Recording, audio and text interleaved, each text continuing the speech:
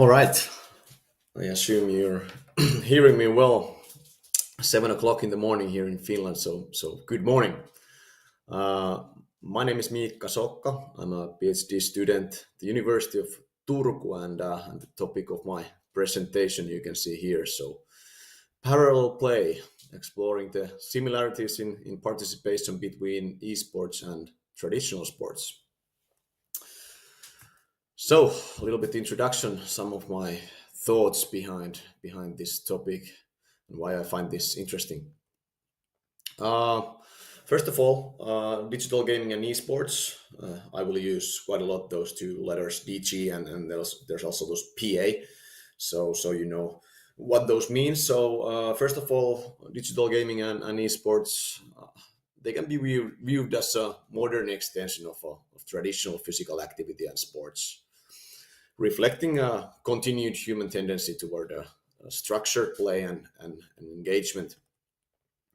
And there are numerous parallels that can be observed between PA and digital games, such as competitive elements, skill and strategy, social interaction, cognitive challenges, organized leagues and tournaments, even aspirations to become a pro.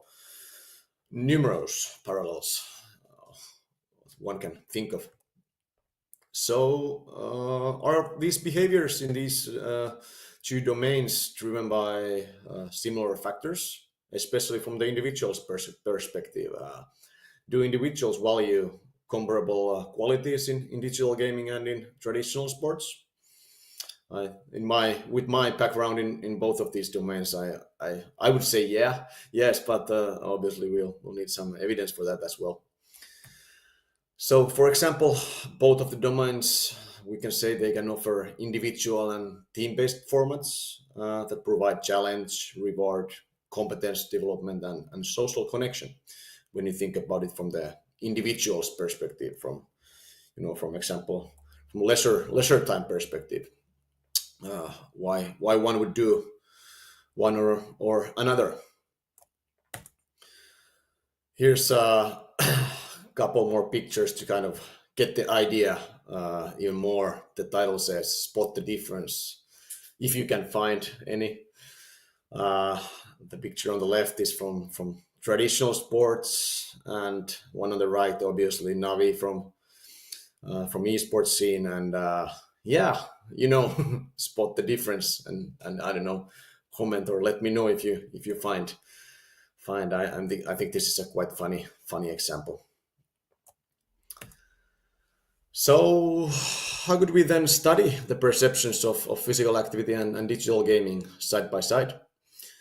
In this study, we used as a theoretical framework this physical activity relationship PAR, which is reflecting the role that sports and physical activities play in an individual's life. This is a sociological approach, originally from 2008. And this PAR framework suggests that the stronger the relationship with an activity, the more meaningful it is to the individual. Also, the stronger the perceived meaningfulness with an activity, the more time the individual is likely to spend on activities related to this specific issue. Not rocket science, and makes a lot of sense. And there's quite recent study where they tested this stuff in the physical activity context. And they find out that the more important the meanings of physical activity were to the participants of the study, the more likely they were physically active, thus confirming or finding evidence for these assumptions based on theory. And then 2005, I did my work extending this framework to the digital gaming environment as well, digital gaming context, and there we have it, digital gaming relationship, DGR. And it's an adaptation of the PAR framework, like I said, reflecting the role of digital games and gaming culture in one's life. And with this shared theoretical background of the PAR and DGR approaches, the links between physical activity and digital gaming can be then explored. This is one way. And I was thinking if I have this slide or not, but I might as well use this opportunity to kind of give some of the main ideas. And if you're interested, go please have a look and on the whole paper. But overall, the DGR approach is a theorization of the mechanisms of an individual's socialization process to the social world of digital gaming. And the fundamental view is that each person has a varying relationship with digital games and gaming over their lifespan, and which builds on encounters with the social world of digital gaming and its cultural meanings. And then by accruing this digital gaming related knowledge, experiences, emotional connections can lead to a formation of a meaningful relationship in long term, capable of shaping one's actions, behaviors, and even identity. And we call them gamers. And the focus in this approach is particularly on the long term process rather than on short term decision making. For example, motivations can be highly situational and rapidly changing by nature, and this is kind of where what's different with this approach. And then the final bullet, I would say the DGR approach is positioned somewhere between, gaming motivations and then there's this novel, meaningful gaming literature. So the DGR approach kind of provides an alternative theoretical framework for understanding the appeal of gaming through sociological lens. I guess, at least in my opinion, the appeal of gaming in a sense is kind of never-ending topic and always an interesting one when we discuss this beautiful and intriguing thing called digital gaming. So then to this research and our study, the objectives. First of all, the main objective of this study is to examine the things I already mentioned in the introduction. So whether individuals value similar elements as significant in the domains of digital gaming and physical activity. Then we'll be looking for potential gender differences in the perceived significance. And this is given the prior evidence of gender patterns in both of the activities, digital gaming and physical activity, at least in Finnish context. And then we'll have a quick look also if we can find some evidence or support to the DGR and PAR frameworks. So we'll be looking whether more frequent engagement is associated with greater perceived significance of digital gaming and physical activity.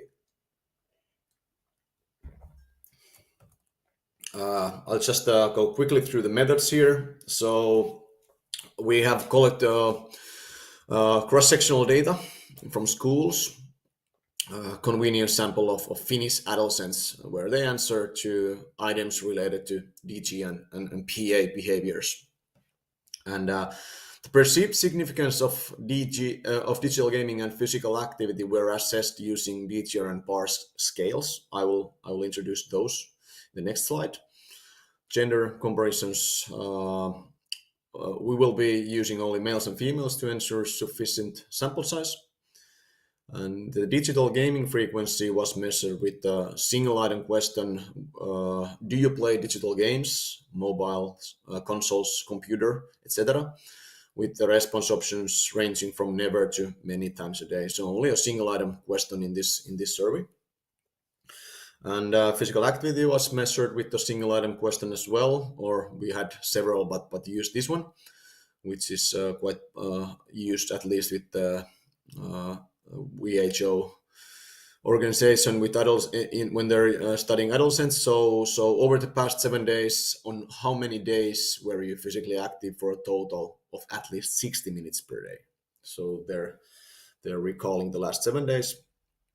And in the analysis, we also created this actives subsample, which was based on the activity in DG and physical activity.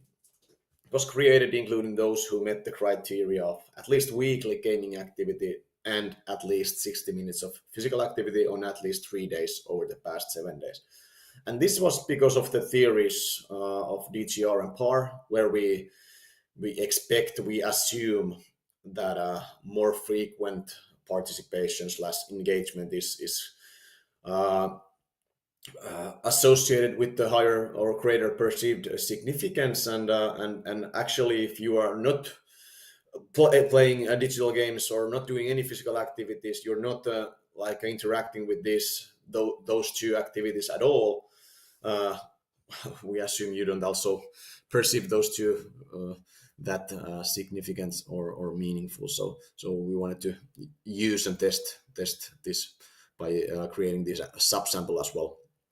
And the ethics were also reviewed and approved, so it's there as well. So this is the PAR and DGR scales. Actually, the next presentation will be a recorded one, but it will be actually talking about these scales and the development and testing of them. So let's not use too much time. Stay for the next one if you're interested.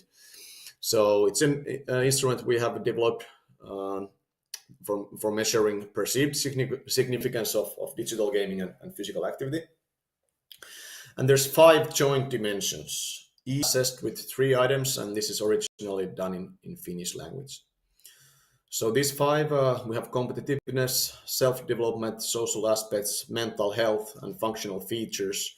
And there's 3 items per each component or dimension. And we kind of see these aspects and these items to be present or somewhat relevant in both in digital gaming and in physical activity as well.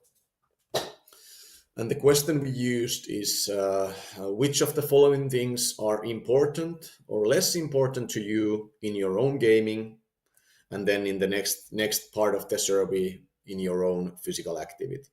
So we had a 6-point scale from not at all important to very important. This was first presented in the digital gaming context and then in the physical activity context. It's the same question, or the same questions.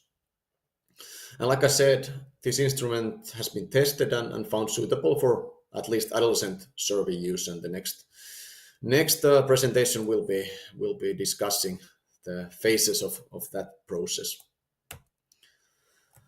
An analysis what we did to examine whether individuals value similar elements as significant in the domains of DG and physical activity. First object, there's some descriptive statistics we'll go through and some correlation analysis.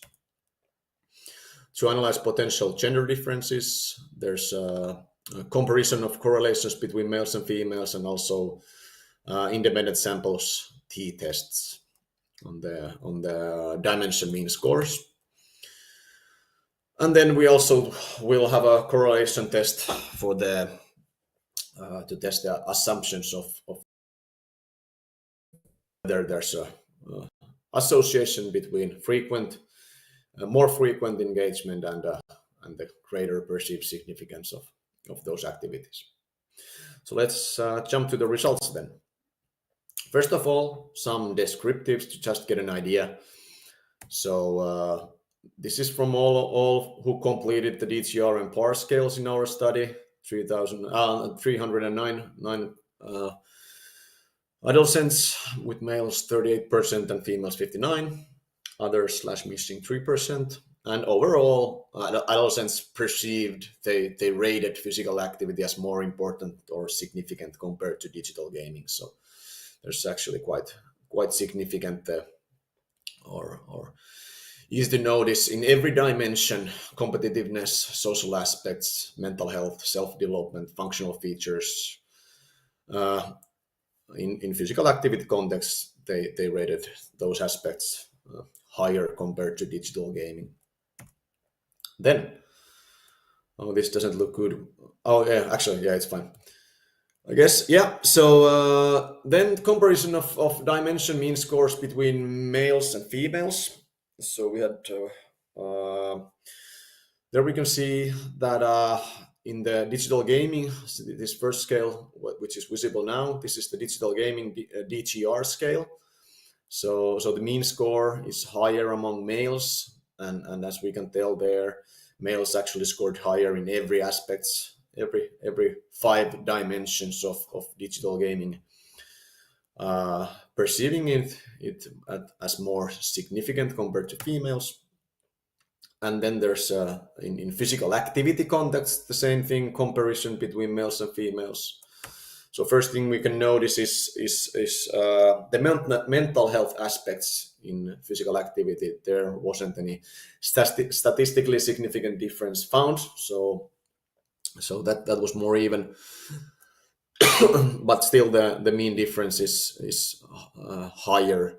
The mean is higher among the males, 3.9 compared to 3.5 with the females, but compared to females, but their margins are much smaller compared to digital gaming, and this kind of implies something like, I don't know, physical activity may be more popular within males and females compared to, or at least perceived as more significant, that we can kind of say based on these findings.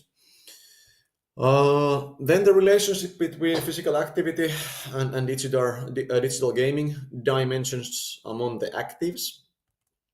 So what we can see here is a slight increase in the dimension mean scores on both domains after excluding those who were inactive in both. So if we compare to the very first graph where we had every participant who completed the scales, this is now the actives who we expect to have some sort of relationship with both physical activity and digital gaming. So they rated and found both of the active also a little bit more significant, which makes a lot of sense.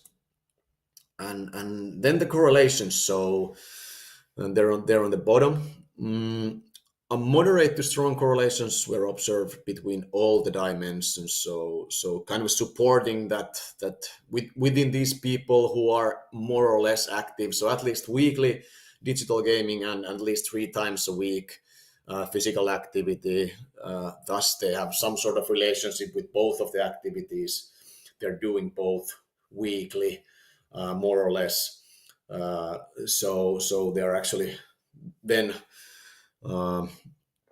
finding similar stuff, at least based on this data we have here.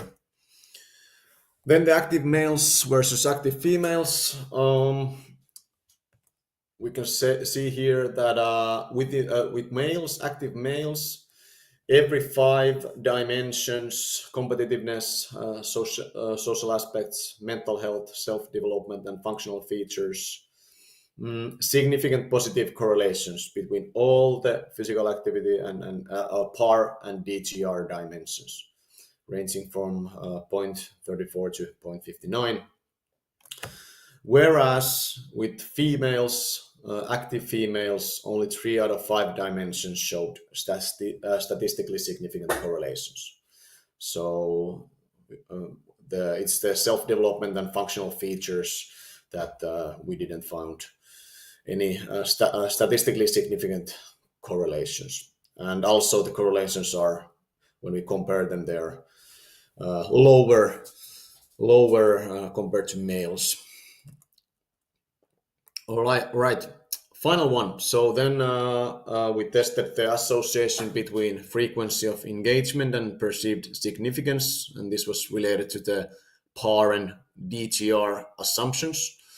And as we can tell here, digital gaming frequency, statistically significant positive correlations were observed between digital gaming frequency and perceived significance of digital gaming, 0.48, and as well as between physical activity frequency and perceived significance of physical activity, 0.49, thus providing some support for the DGR, digital gaming relationship, and physical activity relationship frameworks. Some discussion. Higher dimension mean scores in physical activity compared to digital gaming. This may reflect greater structured exposure, for example, school context, sports clubs, whereas digital gaming occurs mainly during leisure time. Uh, and this is something that might be changed in future. It will be interesting to see. Uh, and Then DGR and PAR dimensions correlated positively among active males, whereas only 3 or 5 dimensions had statistically significant correlation among active females. So a little bit difference there between these two genders. And males also scored higher on every DGR dimension, signaling greater perceived significance of or related to digital gaming compared to females again. And some thoughts why this might be. First of all, we have some recent research suggesting that gaming is a gendered activity in Finland. Uh, and there's also reports a significant decline in gaming frequency among females, especially during adolescence, have been reported in Finnish, American, and multinational contexts as well. So kind of linking all of our findings together here. And then I also added there that these results differences between the genders may also reflect these well documented gendered inequity and toxicity issues in gaming cultures. That's also possible here. And obviously, the study includes limitations such as the cross-sectional design, preventing causal inference and limiting generalizability of the findings. This kind of first of its type, I would say, this kind of study. So experimenting stuff here a bit.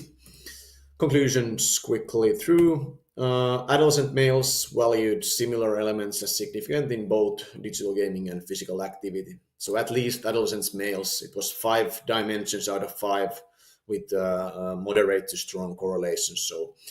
So we can state this here. The frequency of engagement, it correlated positively with perceived significance, providing thus support to the digital gaming relationship and physical activity relationship assumptions. But further research on the links between digital gaming, esports, and traditional sports is obviously recommended to better understand their intertwined nature and potential to complement each other. I need to also make a decision if I should try to write a peer-reviewed paper of these about these findings as well. I haven't yet decided on that, but it's possible. But that's it. Thank you. There's some reference cited to my the literature on my presentation and some funny example, recent example from social media about the connections of traditional sports and esports, I would say. So thank you all. Thank you very much. I have 2 questions from Toby in chat. The first one is, there is also the term sometimes used of electronic gaming or e-gaming. Wondering if you know what the difference is to digital gaming. So sorry, can you just repeat? I had I had to mute you on Discord, so it wasn't like circling the voice so much. So Basically, could you is there please a ask the difference question again? between e-gaming and digital gaming? E-gaming. Electronic Not gaming. sure. I guess this is more about the concepts and how do you define them. I assume we're not. Sometimes when I'm in some of the presentations, when I'm discussing the topics of like physical activity and digital gaming together, people usually ask about exer games and these kind of like uh, video games that include physical activity. I assume this is not which was like referred here, but e-gaming. I'm not exactly sure what is. I haven't come across with that concept that much, but I don't know. And the next question is, it is interesting about the gender difference. Do you plan to do this in a different country? As you stated that Finland might be a reason. Yeah, well, at least I can find, or we can find some support that there's this recent paper actually discussing different aspects of this difference between genders, at least in Finland. In on average, in big picture, when on kind of population level, obviously those are averages. But yeah, at least for now, there's no plans to do this anywhere else. We collected this data lately and quite recently, and we should actually try to write something about it. But the good thing is that in the next presentation, this scale is discussed, and a paper about developing this scale uh, uh, will be published. And that's in English. So it's also then usable in other contexts in English as well. So for someone else maybe to do it in near future, why not? But for me, I can guarantee not in near future, but hopefully maybe in long term. Why not?